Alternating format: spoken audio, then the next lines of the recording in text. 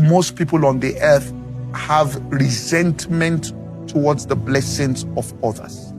Let me repeat. People will rather openly acknowledge and confess publicly to fornication, adultery, and all these things. But the two sins human beings will not acknowledge or common: envy and jealousy.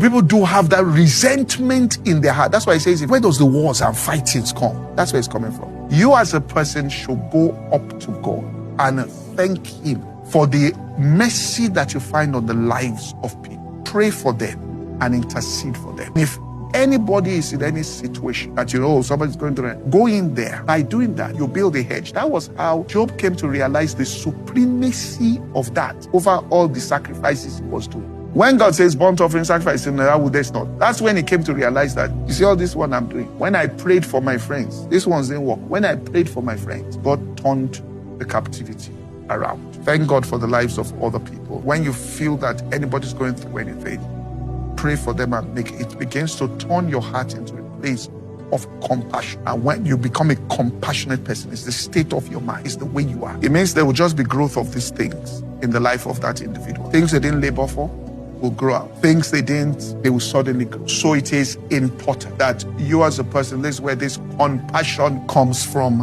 as a person. This is the dynamics of life. You are not doing this to win favor from anybody, to manipulate anybody. Because the Samaritan wasn't going out on evangelism. You understand? He didn't get up and say, I'm going on evangelism. No. It was his lifestyle. It was, as he was going, he met somebody and said, let me reach out to this person.